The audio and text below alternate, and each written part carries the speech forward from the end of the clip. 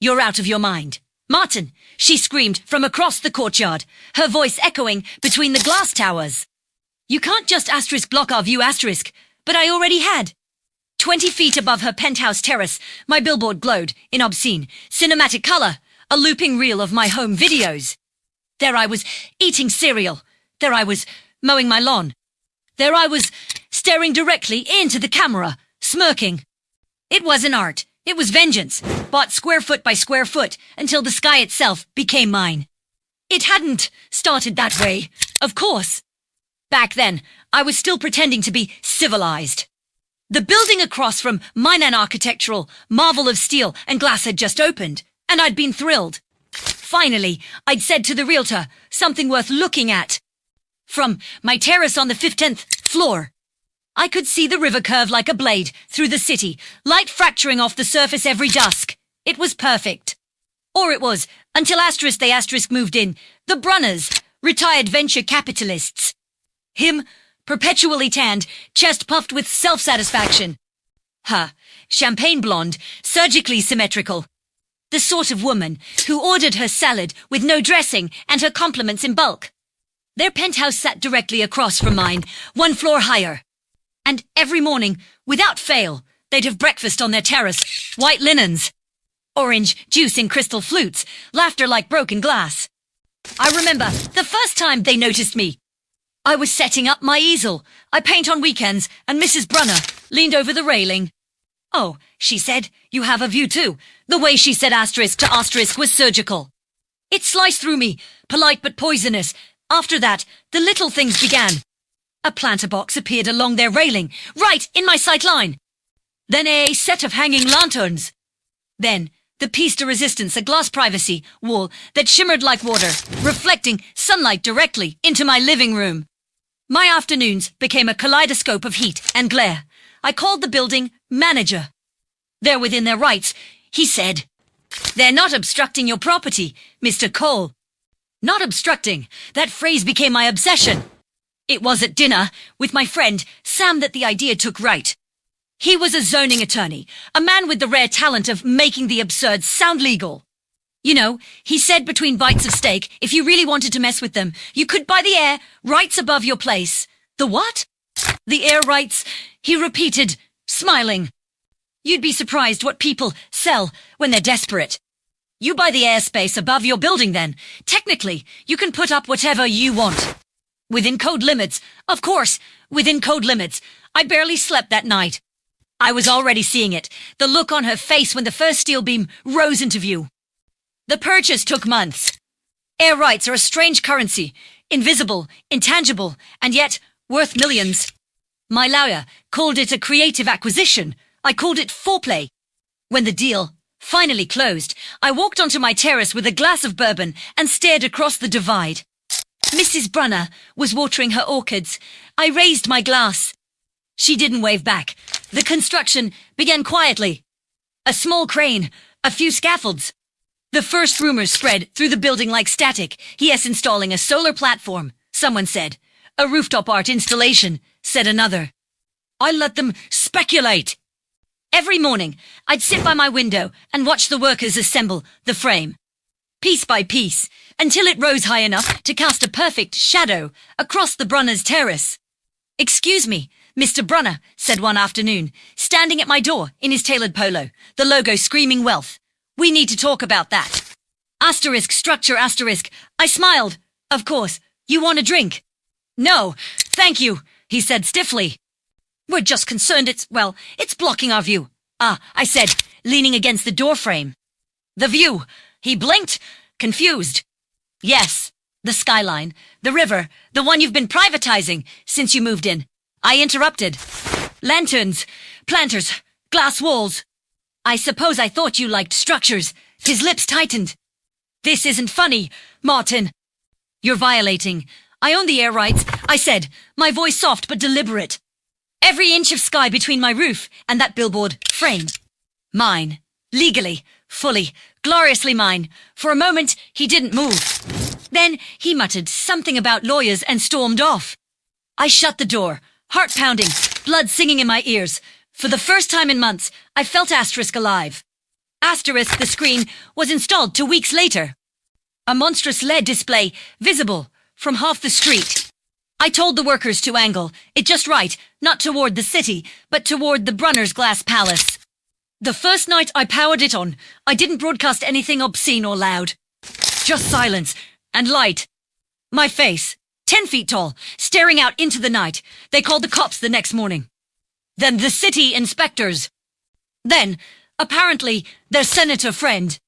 Each time, the verdict was the same. No violations. No illegal obstruction. Just a man using his own property. By the third week, I'd replaced the still image with footage. Clips of me brushing my teeth, reading, watering my plants, eating breakfast in my boxers. It wasn't even interesting, but that was the point. Their beautiful skyline, their precious asterisk view asterisk, was now filled with the mundane rhythm of asterisk my asterisk life. Sam came over one evening, shaking his "You're out of your mind." "Martin," she screamed from across the courtyard, her voice echoing between the glass towers. "You can't just asterisk block our view asterisk." But I already had. 20 feet above her penthouse terrace, my billboard glowed in obscene cinematic color, a looping reel of my home videos.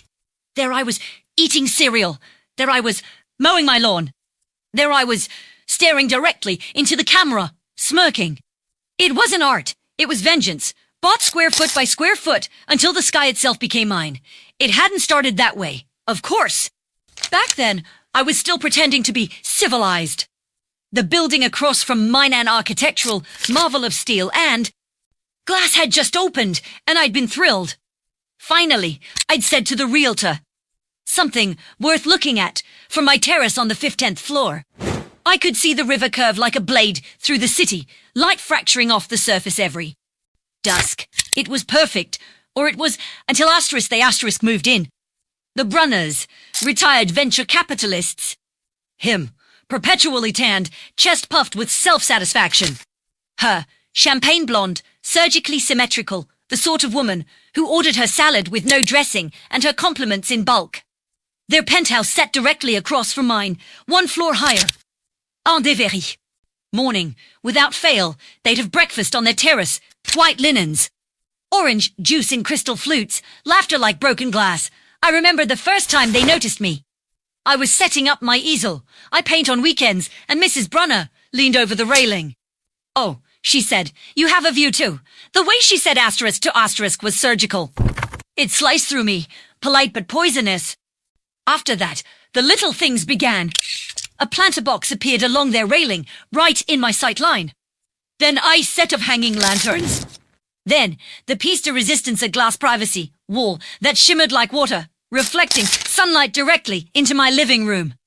My afternoons became a kaleidoscope of heat and glare. I called the building manager. "They're within their rights," he said. "They're not obstructing your property, Mr. Cole, not obstructing." That phrase became my obsession. It was at dinner with my friend Sam that the idea took root. He was a zoning attorney, a man with the rare talent of making the absurd sound legal. "You know," he said between bites of steak, "if you really wanted to mess with them, you could buy the air rights above your place." "The what?" "The air rights," he repeated, smiling. "You'd be surprised what people sell when they're desperate. You buy the airspace above your building then. Technically, you can put up whatever you want. Within code limits. Of course, within code limits. I barely slept that night. I was already seeing it, the look on her face when the first steel beam rose into view. The purchase took months. Air rights are a strange currency, invisible, intangible, and yet worth millions. My lawyer called it a creative acquisition. I called it foreplay. When the deal finally closed, I walked onto my terrace with a glass of bourbon and stared across the divide. Mrs. Brunner was watering her orchids. I raised my glass. She didn't wave back. The construction began quietly. A small crane. A few scaffolds. The first rumors spread through the building like static. "He's installing a solar platform," someone said. "A rooftop art installation," said another. I let them speculate. Every morning, I'd sit by my window and watch the workers assemble the frame, piece by piece, until it rose high enough to cast a perfect shadow across the Brunner's terrace. "Excuse me, Mr. Brunner," said one afternoon, standing at my door in his tailored polo, the logo screaming wealth. We need to talk about that. Asterisk, structure, asterisk. I smiled.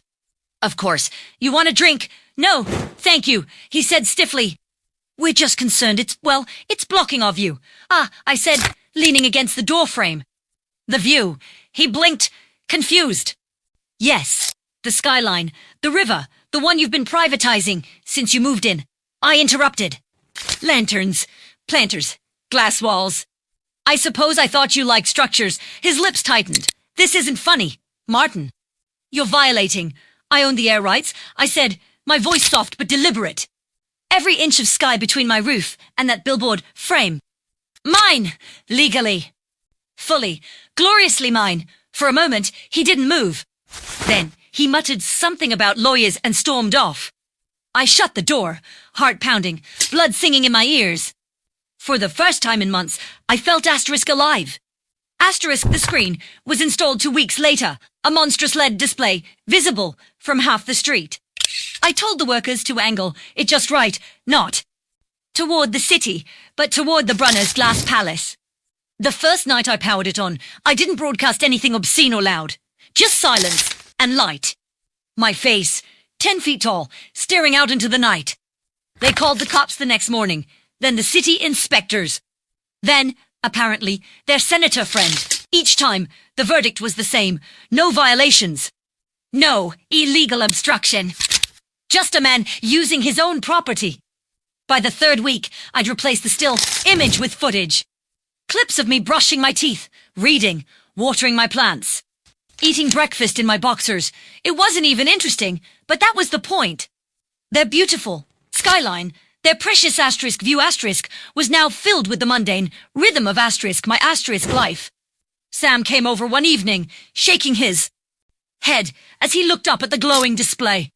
You've lost it, man, he said. Maybe, I replied. But tell me that isn't beautiful. He didn't answer.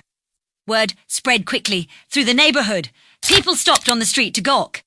News outlets called it the petty Billboard War of East 73rd. A blogger dubbed me the man who sold the sky. I didn't care. Each headline was another. Brick in my monument of spite, Mrs. Brunner stopped coming out onto her terrace after that. I'd catch glimpse of Frozen, watching as me. Home movies flickered across her windows. Sometimes, late at night, I'd play the footage in reverse. Just to see it all, fold back into itself, the brushing teeth unbrushing, the laughter unforming, the world untangling into silence. I'd imagine time running backward to before they'd moved in. Before the war, before I bought the air above my own head. I told myself I'd stop once they moved out. But even now, months later, the billboard still hums softly, in the dark. It plays without pause, an endless reel of my ordinary existence, casting its glow over their empty terrace. The view's perfect now. You ever notice how silence can start to sound like guilt? It crept in after they left, after the Brunners packed their porcelain lives into cardboard boxes and drove off toward another skyline. Tokonke. For weeks, the billboard still burned bright, cycling through the footage of my routines like some confession I hadn't realized I'd been making. Every flicker, every loop of my face brushing my teeth or eating alone was another reminder that I'd won, but there was no one left to lose against me. The building grew quiet in their absence. The courtyard, once filled with the echo of their music and laughter, now felt like a hollow drum. The doorman started greeting me differently too, not unkindly, but carefully, as if approaching a man who might erupt without warning. It was Sam who came by again, first. I hadn't seen him since the media storm died down. You know, you made the post again, he said, setting down to beers. Some columnistes corliao. They think your billboard's a commentary on isolation in urban life. Let them think that, I said. At least someone's paying attention. He looked at me for a long moment before taking a slow sip. You could take it down, you know? The point's been made. I laughed softly. The point's asterisk never asterisk the point. Sam, it's the principle. Which is what? Exactly. I didn't answer. Because the truth was, I didn't know anymore. After Ellen stared up the screen, my own face looked back at me, larger than life and utterly bored. I'd watched this same loop so many times it had lost meaning, like saying a word until it becomes sound instead of language. It was around midnight when I noticed her. A woman standing in the empty terrace across the courtyard. Not Mrs. Brunner. She was younger, sharper. Her hair dark against the glow of the billboard. She wasn't hiding behind curtains like the Brunners had. She was watching openly, arms crossed, head tilted as if studying me. The next morning, I saw her again, now in daylight, leaning over her railing, as if measuring the space between our two terraces. She caught my gaze and smiled, not mockingly, but with an unnerving sort of curiosity. Première when. Out onto my terrace, pretending to water the plants that had long since withered. You're the one who put up the movie screen, she called out. It's not a movie screen, I said.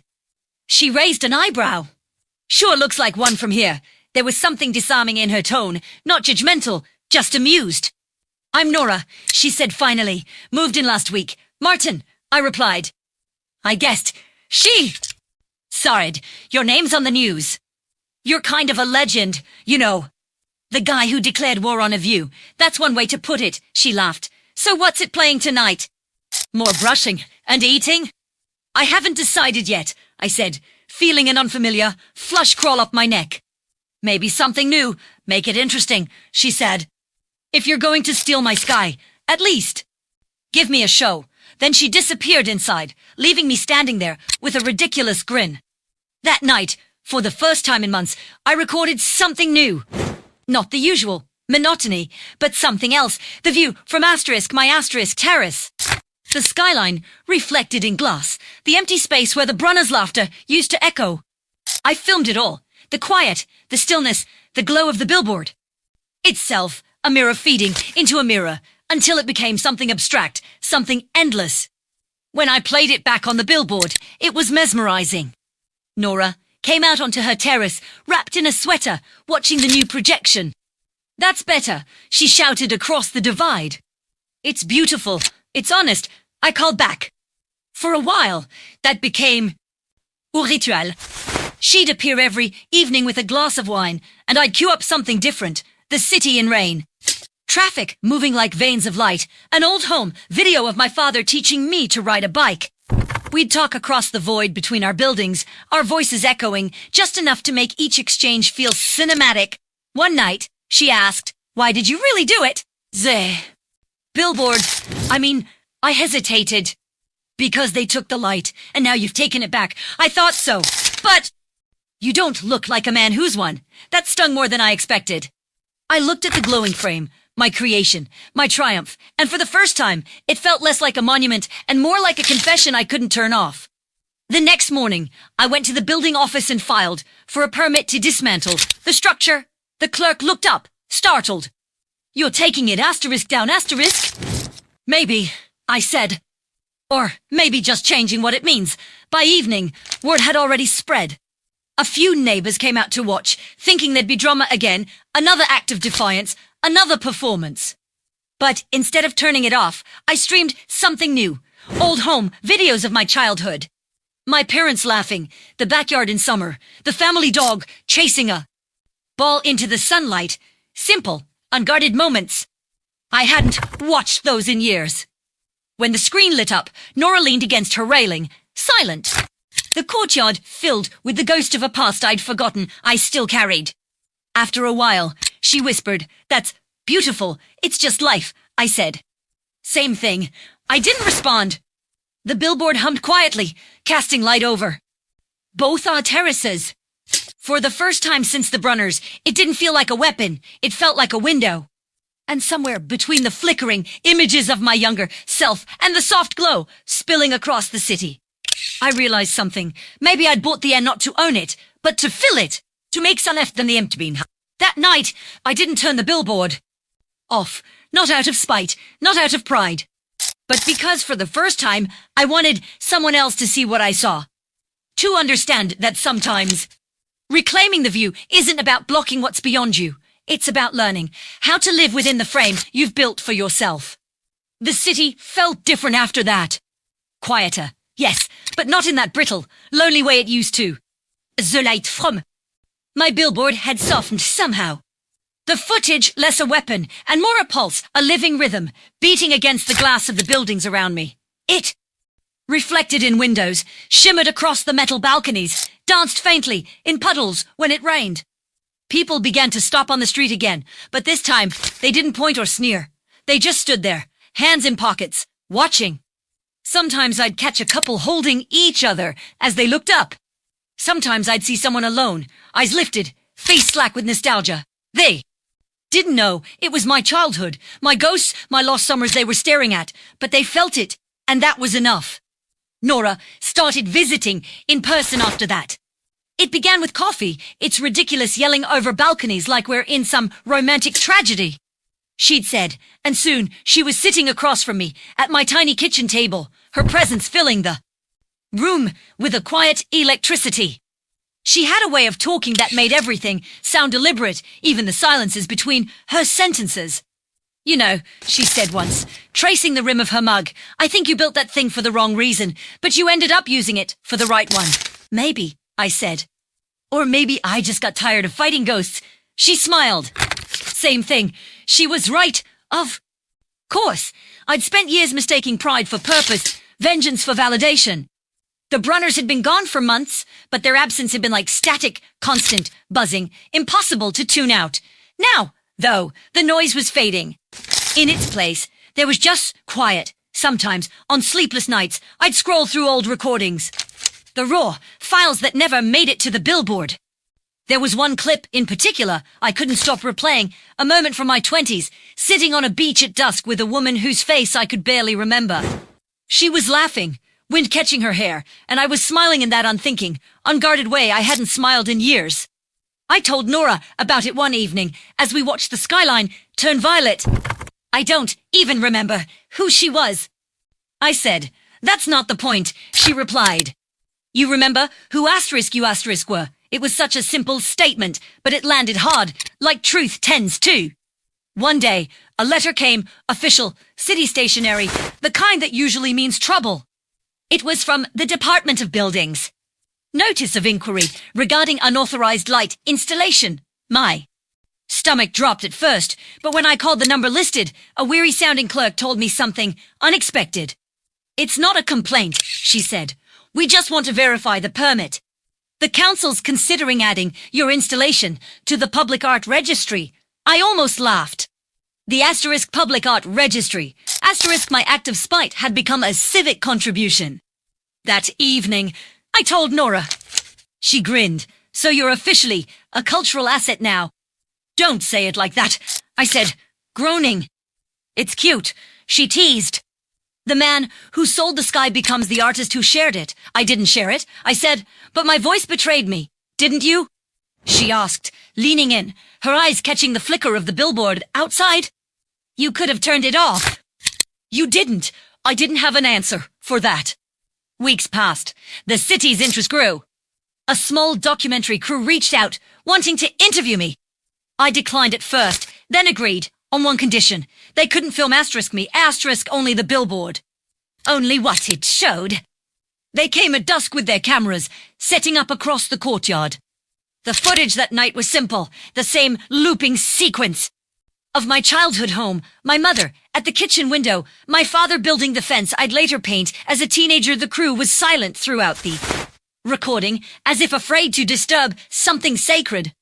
When the short film came out, it spread fast. People called it a meditation on memory and ownership. Critics called it urban intimacy, made monumental. The comments were full of strangers confessing how it made them cry. I watched it just once and couldn't decide if I felt proud or exposed the next day. Nora showed up with champagne. You're famous, she said, popping the cork. A visionary. Recluse. I'm not a recluse. Then come outside with me, she said, grabbing my hand. We went down to the street together. My first time seeing the billboard from below. From there, it was breathtaking. The scale of it, the light, the quiet gravity of the moving images. It wasn't just my life anymore. It belonged to the city, to anyone who needed something to look at to feel less alone. As we stood there, I felt her hand slip into mine. We didn't say anything for a long time. Later that night, back on my terrace, she asked, what are you going to do when it breaks? When what breaks? The screen, the system, everything wears out eventually. I looked up at it, the steady hum, the gentle Flicker of memory, then maybe it's time to let it die, I said, would you? I nodded slowly. Yeah, maybe I'd just keep the frame. Let the wind move through it. She smiled. That would be beautiful too. For the first time since the day I bought those air rights. I thought of the sky not as a possession, but as something borrowed, something you could hold for a while, shape into meaning. And then returned to the silence it came from that night. I turned off the billboard, the courtyard went dark, and for a moment it was like the whole city held its breath. Then the stars appeared faint, scattered distant, but real. I hadn't seen them in years. Nora looked up. There they are. Yeah, I said softly. There they are. The next morning, sunlight flooded my apartment for the first time in months. It touched everything, the peeling paint, the dust on the shelves, the coffee cup on the counter. Ordinary, unremarkable. Light, and for once it was enough. The quiet lasted longer than I expected. 3 days maybe, for the absence of the billboard's hum felt like the aftermath. NSP Sud-West moo. As I held breath for the first time in a long while, I began noticing small things again. The sound of the elevator cables groaning through the walls. The faint rhythm of footsteps from the apartment above, the low hum of the city like blood through concrete veins. The world had filled itself back in. Nora still came by every evening. She'd knock twice, the sound sharp against the door, always followed by the clink of her bracelet as she adjusted it. I keep expecting the light, she admitted one night, sitting cross-legged on my couch. You know, when I walk down the street, it's strange not seeing it. It was strange seeing it, I said. She laughed softly. Strange either way then. We spent those nights like that, talking, sometimes not talking at all. She'd ask questions I didn't know how to answer. About the Brunners, about my past, about what it felt like to own the air above your own head. I'd deflect, usually, but she never pushed. She had a gift for letting silence do the work. The city, meanwhile, didn't let go of the story so easily. Journalists called again, asking if the blackout was a statement. Critics wrote essays about the artist's deliberate retreat into absence. Someone even started an online petition titled "Turn the Sky Back On." I ignored them all, but then one afternoon, a letter came in the mail. This one wasn't official or typed, just a single sheet of lined paper folded twice. The handwriting, sharp and familiar. Mr. Cole, we sold the unit. We thought it best to reach out directly rather than through lawyers. I'll be honest, at first we hated you, but somewhere along the way we realized you gave us something we didn't know. We'd lost perspective. You made us look at what mattered and what didn't. I suppose that's what art does, even when it's born from spite. We wish you PC Brunner. I must have read it a dozen times. The paper trembled in my hands. I hadn't realized how tightly I'd been holding on to anger until I felt it let go. When Nora came over that night, I handed her the letter. She read it silently, then looked up at me. So, she said, forgiveness feels lighter than revenge, huh? Feels quieter. I said same thing. We went up to the terrace after that. The air was cool, the city moving slow beneath us. I leaned against the railing and looked at the empty frame that once held my billboard, the steel bones silhouetted against the dim blue of dusk. Maybe I'll use it again, I murmured, for what, not sure. Yet promise me it won't be another war. One smiled. No more wars. That night I dreamt of building something new, not a screen, not a monument, but something open, a kind of elevated garden, maybe a place where light could move through instead of being trapped by it. In the days that followed, the idea took shape. I began sketching late into the night, blueprints scattered across my dining table. Nora would drop by, offering suggestions at benches. Leave space for vines. What about wind chimes? She said it half as a joke, but I liked the sound of it. By spring, the frame above my terrace had transformed. The steel beams were now woven with ivy and string lights, planters overflowing with wildflowers. At night, the bulbs glowed softly, flickering like constellations. The neighbors called it * the sky garden, * the city called it Cole's latest installation. But to me, it wasn't a project. It was an apology to the air, to the view, to the silence I'd once tried to dominate. One evening, Nora and I stood beneath it, watching the light sway in the breeze. You did it, she said. What's that? Turned the air into something alive. I looked up. The frame was open to the sky, the stars visible through the lattice of vines. No, I said softly. I just stopped trying to own it. For a long time, we stayed there, the hum of the city below, the wind brushing through leaves overhead. I thought of the Brunners somewhere far away, maybe sitting on a new terrace, maybe finally looking out at the world instead of down on it. I hoped they were happy. I hoped they'd forgiven me, even if only in passing. As the night deepened, Nora leaned her head on my shoulder. Do you ever miss it? She asked. What? The billboard. The control. I thought about that for a moment, then shook my head. No, I miss what came before it, but not what it became. She smiled. Good, because I like this version better. We stood in silence for a while, listening to the city breathe. The sky above us was vast and dark, unclaimed, and for the first time, I didn't need to fill it. It was let it be. Weeks later, someone sent me a photo. A shot of the courtyard from across the river, the sky garden glowing faintly against the city's sprawl. Beneath it was a caption. Asterisk the man who bought the air learned to let it breathe. Asterisk I saved it to my phone, but never replied. Some stories don't need a sequel. Still, on quiet nights, when the wind moves through the garden and the vines rustle like whispers, I sometimes hear her voice. Not Nora's, not Mrs. Brunner's, but the voice of the city itself, soft, patient, as if saying, at last, asterisk, you've learned to look. Not own, asterisk, and I whisper back, to no one and everyone at once. Yes, finally, the summer that followed was slow, generous, and almost unbearably golden. The kind of heat that makes the city smell like iron and jasmine. From my terrace, the skyline rippled in the haze. Glass towers breathing light. The sky garden had taken root by then, wild vines coiling up the frame, small blossoms bending toward the wind. What once was a symbol of defiance had become something living, something quietly indifferent to my pride. People began to visit. Not crowds, never that, but individuals, one or two at a time. A violinist came by once to record the echo beneath the steel beams. A painter from the floor below spent her mornings sketching the way the shadows moved. Sometimes, when I stepped outside early, I'd find strangers sitting on the benches, heads tilted toward the vines, as if listening. I never told them to leave. The garden wasn't mine anymore. Not really. Nora was the only constant. She'd stop by after work, hair tied up, notebook in hand. She'd begun writing again. Short essays, she said, about urban space and emotion. About the human impulse to build walls in the air. I suspected I was one of her subjects, though she never said so. One night, as thunderclouds gathered over the river, she turned to me suddenly. You know, the first time I saw your billboard, I hated it, she said. I laughed. You and everyone else. No, not for the reason you think. It wasn't the arrogance, it was the loneliness. She paused, watching the lightning crawl along the clouds. It was like you'd built a monument to isolation. You projected your life into the void because you didn't trust anyone to look at you directly. Her words hit harder than she probably meant them to. I thought I was fighting for space, I said quietly. For dignity. You were, she said. But space without connection just becomes distance. I didn't reply. The storm broke overhead, rain slicing through the vines, the lights flickering once before. Settling into a dim amber glow, Nora didn't move. She just leaned back against the railing, eyes half closed, letting the rain soak her hair. That night, after she left, I walked barefoot into the garden. The air was heavy with the scent of wet soil and metal. I looked up through the open frame, through what used to be my wall of vengeance, and saw the clouds parting, the moon slipping through. It felt like standing inside the ribcage of something enormous and alive. I realized then that the structure wasn't just a monument to what I'd done. It was a record of who I'd been.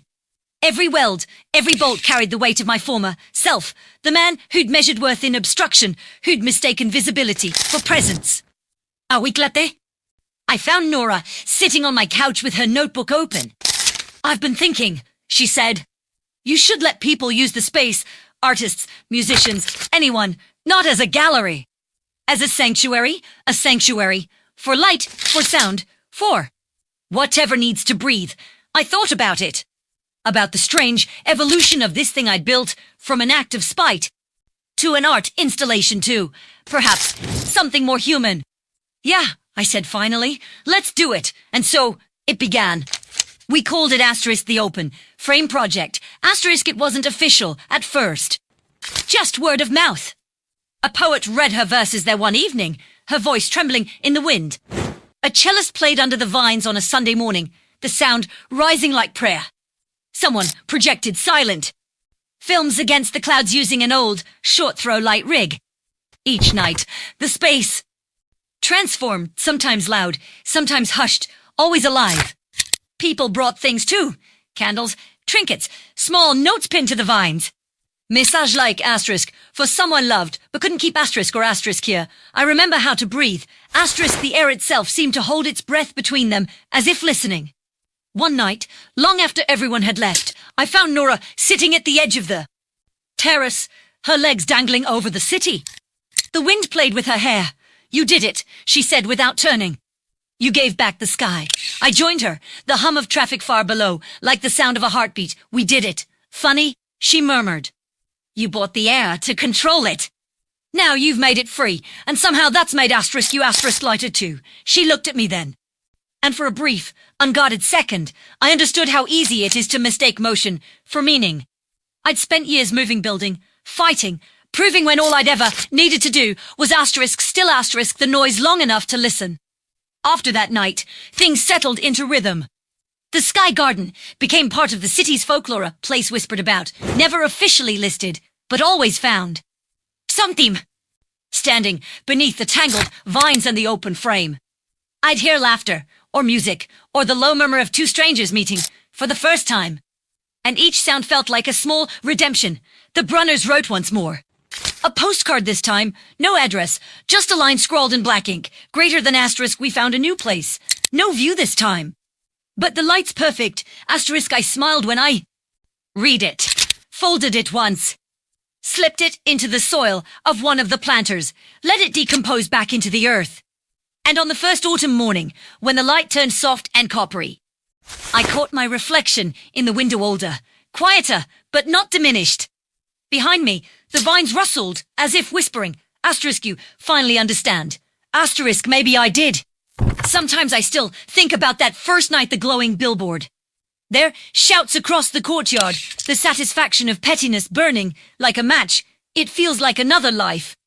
Now, when people ask what the Sky Garden asterisk means asterisk, I tell them the truth. It's just a place for looking up, and on evenings when the city hums low and the wind moves gently through the leaves. I stand beneath that open frame, tilt my head toward the endless stretch of air I once tried to own, and whisper half to myself, half to the ghosts that still linger, thank you for the view. Winter came like a long, slow breath, a soft collapse of warmth into. Yeah? The vines in the Sky Garden withered, curling in on themselves, but their skeletons held fast to the frame, pale and stubborn against the frost. The wind hummed through the beams in a low, mournful key. Onze light those Dinora had strung months before, now flickered against snowflakes like fireflies trapped in cold glass. The city felt gentler in the hush of winter. The chaos was muffled, the river moved slow and grey, and every sound carried farther. Even the garden seemed to have developed its own kind of stillness, not dead, just dormant, like something holding its breath. Nora had been spending less time at the terrace by then. Her essays were catching attention, published online, quoted, discussed. She'd been invited to speak at a conference in Chicago. It's only a few weeks, she said, trying to sound casual as we stood by the railing, our breath rising in twin clouds. I know, I said, you'll keep the garden alive while I'm gone. As alive as winter allows. She smiled at that, the small, honest kind of smile that doesn't ask for anything back. Don't start any new wars while I'm gone. Cole, I laughed, but it felt strange, fragile, not even with the pigeons. Especially not with the pigeons, and then she was gone. The days after felt heavier than they should have. I told myself it was the season, that particular gravity of January that makes everything feel like it's waiting. But truthfully, the quiet began to taste like something else, something familiar. For the first time in a long while, I caught myself glancing across the courtyard again, half expecting Orto Seonora, Lilinger, Kofinand. But it stayed dark. Everyone had their own orbit now, their own skyline to belong to. One evening, unable to sleep, I climbed up into the Sky Garden and sat beneath the frame, wrapped in an old blanket. The city stretched below, frozen rivers of headlights, windows glowing in uneven constellations. Above me, the sky was colorless, infinite. Antenne premier ça. It, a faint flicker on the far side of the garden, a small light pulsing among the vines. Someone had left one of those little votive candles behind, probably from one of the open events. I crawled over, cupped it in my hands. The flame quivered, fragile but alive, refusing to die. I don't know why I did what I did next. Maybe it was the loneliness. Maybe the silence had started to echo again. But I found my old projector, the same one I'd used to feed the Billboard years ago, and brought it out to the terrace. Not to resurrect the war, not to make a statement, just to play something small. I dug, through my archive, the endless folders of footage and forgotten experiments. I found one labeled asterisk untitled A1. Asterisk, it was a 10-second clip of the empty terrace, filmed before I'd built anything. Just wind, light, and the faint reflection of my face in the glass. I projected it against the snow that had gathered inside the frame. The image rippled and bent, my younger self ghosting across the frozen white. The wind caught the sound of the old camera hum, and for a moment, I was suspended between past and present, the man who wanted to be seen and the man who'd finally learned how to see. When I turned the projector off, the afterimage lingered, not on the snow, but in the air, in me. A few days later, a letter arrived postmarked from Chicago. No, return address, just a clean envelope and Nora's handwriting. Asterisk, the talk went well. They loved the idea of the sky garden, of you. I told them you built a place where people could breathe again. I didn't tell them that you needed it as much as anyone. Asterisk, asterisk, don't let winter convince you it's over. Some things bloom slow. Asterisk, asterisk, see you soon. Asterisk, I kept that letter on the table by the window. Every morning, I'd make coffee, read it once, then step outside to check on the vines. By late February, I began to notice small green threads pushing through the frost. It shouldn't have been possible. Too early, too cold, but they were there, curling toward the faint light. Life, insisting. When Nora returned, spring was already bleeding into the air. She stood beneath the frame, hands in her coat pockets, looking up. You kept it alive, she said. I had help, I replied, nodding toward the vines. She looked around, her eyes catching the new shoots, the delicate veins of green winding through the steel. It's changing, so am I said before I could stop myself. She turned to me, smiling in that quiet, knowing way. Good. That evening, we sat in the garden together, the city glowing beneath us. The wind was soft again, the kind that carries warmth, even when the air's still cold. She leaned her head against my shoulder, and for the first time, I realized that maybe the sky garden wasn't just a monument or a sanctuary or even a second chance. Maybe it was a mirror, one that reflected every version of myself I'd ever been. The angry man, the vengeful one, the builder, the artist, the listener. All of them still there, just softer now, folded into the rhythm of something larger than pride. As the sky darkened, the first lights came on across the city, tiny fires flickering to life one by one. I thought about how strange it was, how we all lived in boxes stacked toward heaven. Each of us craving light, space, the illusion of open air. But maybe, I thought, what we really wanted wasn't ownership. It was reflection. A way to see ourselves in something bigger, even if just for a moment. When I looked up again, the stars had returned, faint, scattered, imperfect. Anti-steam, and I didn't just watched. Spring, that year, came on like an exhale. The air thawed, the city unclenched, and the sky garden woke up. The vines that had slept through winter stretched in slow green spirals. Leaves unfurling, as if they'd been waiting for permission. The steel beams gleamed faintly in the morning light, slick with dew. Every gust of wind made the whole structure hum, low and resonant, like the city was playing its own heartbeat through the air. By April, the garden had become something close to a living myth. Strangers came by again, quietly, respectfully. Not tourists, not gawkers. Just people would have had a few minutes. Some brought small offerings, a photograph, a folded note, a single flower. They'd leave them tucked into the vines like whispered prayers. I didn't touch them. The sky garden belonged to everyone now, or maybe to no one at all. Nora and I had fallen into an easy rhythm. More hers, evening mean. She'd write in the garden, at sunrise, her notebook balanced on her knees, and I'd take it back at night. The space, the silence, the slow pulse of the city below. One morning, I found her sitting cross-legged on the deck, a stack of papers beside her. What's that? I asked. My book, she said. Or maybe a letter. I haven't decided yet. About the garden. About you, she said, without looking up. I froze, unsure what to do with that. Me, not you. Exactly what you became. What the city became around you. She looked up then, eyes bright but tired in the soft light. You turned revenge into reverence. Martin, that doesn't happen often. I didn't know how to respond. Praise always sat awkwardly on me, like a shirt a size too small. I just stopped fighting, I said finally. She smiled. Sometimes that's the hardest thing. When she stood to leave, she pressed a folded page into my hand. Read this one, she said. Tell me if it feels true. After she left, I sat on the terrace with my coffee and opened the page. Asterisk once, there was a man who bought the air so no one else could look through it. He filled it with his face, his noise, his proof that he existed. He thought control was the same as being seen, but air, like light, resists ownership. It waits, it listens. And when he finally stopped shouting, the sky remembered him as Asterisk and brought it out to the terrace. Not to resurrect the war, not to make a statement, just to play something small. I dug through my archive, the endless folders of footage and forgotten experiments. I found one labeled Ast ante once, Satariskip, filmed before. I'd built anything.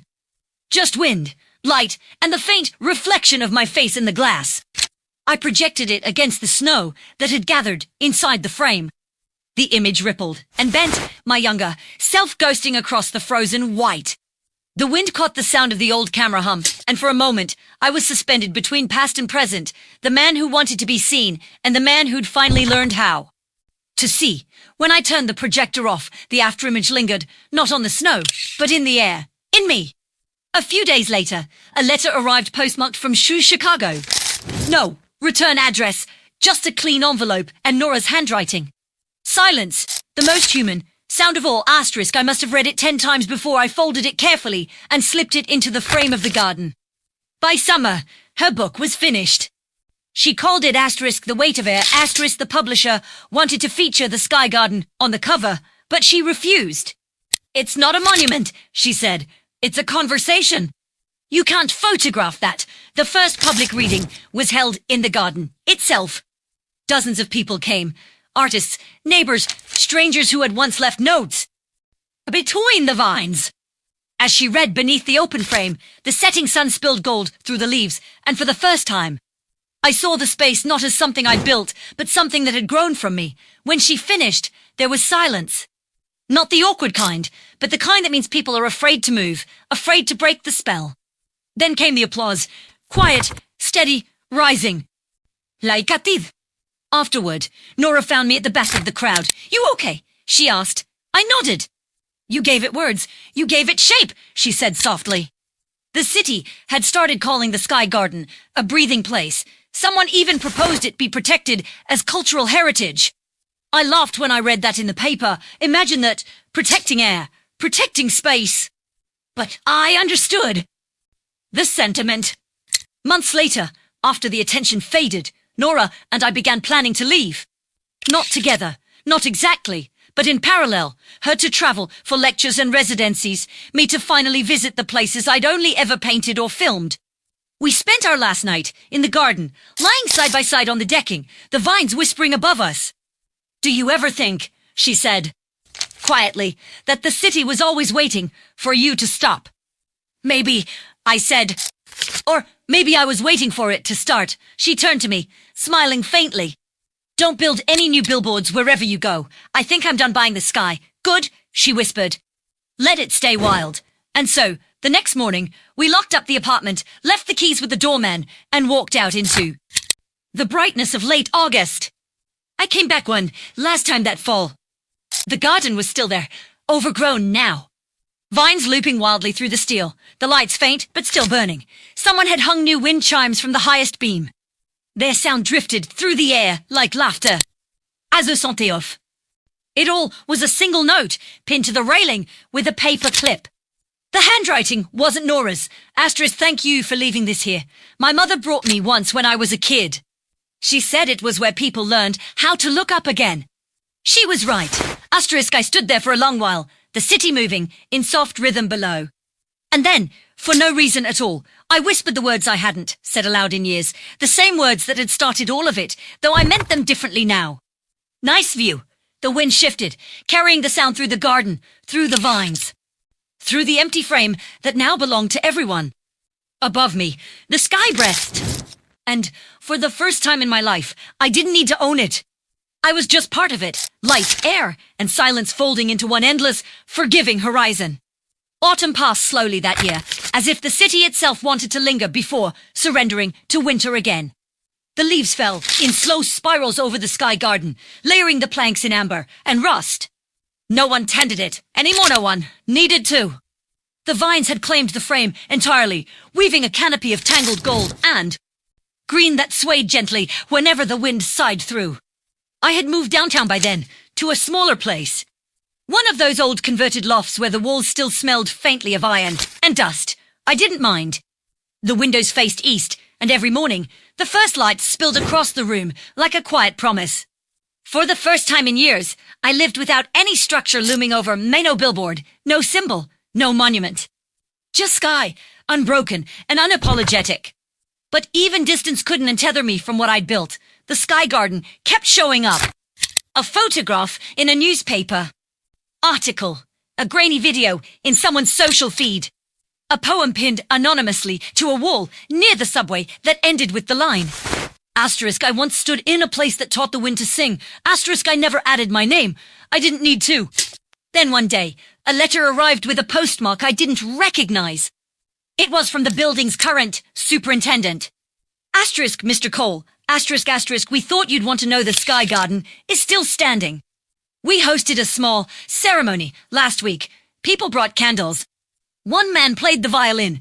There's talk of turning it into a public space permanently. If you ever wish to visit, the door is open. Asterisk, asterisk, also someone left a book here for you. It's addressed in your name, but it's not ours to keep. Asterisk, I went back that weekend. The air felt different the moment I stepped into the courtyard warmer, somehow, even with the early chill of November pressing in. The garden was quieter than I remembered, but not empty. A few people were sitting on the benches, talking in hushed tones. One woman brushed her fingers over a vine like it was the edge of a memory. And there it was, waiting for me on the central table, a copy of Asterisk, the Weight of Air, Asterisk, Nora's book. The spine cracked, the corners worn from hands that had held it too many times. Tucked inside was a note written in her unmistakable handwriting. Asterisk, Martin, asterisk, asterisk, by the time you read this, I'll be somewhere far away, maybe Iceland, maybe Kyoto, maybe just another city that listens to its own heartbeat. But wherever I am, I'll carry this place with me. Asterisk greater than asterisk, you taught me that silence isn't the absence of sound. It's the presence of meaning. I used to think stories were made of words. Now I know they're made of air, to the kind that fills the spaces between them. Asterisk greater than asterisk, don't come looking for me. Just keep breathing. Asterisk greater than asterisk and asterisk. I stood there a long time with the note in my hands, the sound of wind chimes faint above me. For once, I didn't feel the familiar ache of loss, only the quiet, expansive gratitude that comes when something ends exactly the way it should. I walked to the center of the terrace and looked up. The vines had grown so thick that the sky framed itself through their leaves, a patchwork of blue and gold. The frame no longer looked like a structure, it looked like a question. A child's voice broke the silence. Mister, is this yours? I turned. A boy stood near the railing, his mother beside him, both looking at me expectantly. It was, I said. But not anymore. Who does it belong to? He asked. The sky, I said simply. He grinned. That's a girl smiled. Tout kiand. And together they walked out through the arch of vines, sunlight tracing their silhouettes. I stayed until dusk, listening as the city shifted from gold to grey. As the first lights blinked on across the river, I remembered the night I'd turned on the billboard. For the first time, how bright, how petty, how desperate I'd been to prove something. And now, standing in the soft glow of the sky garden, I realized I'd proven nothing, and somehow, that was everything. The city's hum rose and fell like breathing. Somewhere, a train wailed. Somewhere, a violin began to play again. I looked up one last time, through the open frame, and thought of all the people who had stood there before my Nora, the Brunners, strangers who'd left pieces of themselves in the vines. I thought of how we'd all once fought for the right to see beyond ourselves, and how, in the end, it was never about the view. It was about learning to asterisk be seen by it, asterisk as the wind swept through the leaves. I reached out, touched the steel, and whispered not with bitterness this time, but with something close to peace. Keep breathing. The sky garden shimmered faintly in response, a soft chorus of light moving through the vines like the city's pulse. The chimes sang once more, low and clear. Then I turned away, walked back through the courtyard, and let the night swallow me whole. Somewhere above me, the air I once tried to own went on. Existing, free, infinite, and completely uninterested in belonging to anyone at all. Years later, I came back one last time. Not as the man who had built it, not as the one who had raged against the skyline, but simply as someone passing through. The city had changed again, new towers had risen, streets renamed, glass replaced stone, but the sky garden still stood. I hadn't planned to stop. I was only walking the old route out of habit, half expecting the space to be gone, replaced by something taller, sleeker, emptier. But when I turned the corner onto the courtyard, there it was, the frame, the vines, the hum of quiet air. Time had softened it, the metal gone, to rust in places, the wood silvered by sun, but the spirit was the same. People were still there. A couple sat together under the frame, heads tilted back to the sky. A man with paint-stained hands leaned against the railing, sketchbook open. A child ran in circles, laughing, chasing dust motes that caught the light like tiny planets. And everywhere, the faint, living breath of the city wove itself, through them all sound and silence tangled in something. Wordless and whole, no one recognized me. That felt right. The garden didn't need its maker anymore. I walked to the screen and looked up. The vines had formed a perfect circle overhead, framing a patch of deep blue sky. Clouds drifted through like passing thoughts. A wind stirred the leaves, and for a fleeting second, I could almost hear the Parsnora's laughter, Sam's teasing voice, Mrs. Brunner's indignant cry echoing across the courtyard. Ghosts, all of them. Gentle now, forgiven, I reached into my coat pocket and pulled out a small, folded scrap of paper. It was Nora's last note, creased, yellowed, edges frayed. I read it one final time. Greater than asterisk, don't come looking for me. Just keep breathing. Asterisk, I smiled. Still taking your advice, I whispered. Then I knelt and slid the note into the soil beneath the vines. The earth had become rich and dark there, alive with things unseen. It swallowed the paper easily, as if it had been waiting for it. As I stood, a familiar sound rose in the distance. The low hum of traffic, the faint laughter of someone unseen, the quiet rhythm of the city's pulse. The wind moved through the garden, stirring the chimes. And their song was the same as it had been years ago, gentle, imperfect, endlessly forgiving. For a long while, I stood still, watching the light fade through the frame. And then, with the last breath of daylight spilling across the leaves, I realized what I had never been able to see before. The sky garden wasn't a monument to revenge or to redemption. It wasn't a story about loss or creation. It was simply a place that had learned how to hold both silence and sound, memory and forgetting, all at once. Ah, bless! That had learned how to breathe. As I turned to leave, the child who'd been chasing the dust mote stopped and looked up at me. "Hey, mister," he said. "It's pretty here, isn't it?" I smiled. "Yeah," I said softly. "It really is." I walked away without looking back. Behind me, the garden sighed in the wind alive, eternal, anowned. And above it all, the air stretched wide and infinite, carrying my final thought into the endless blue. The view was never mine. It was always ours.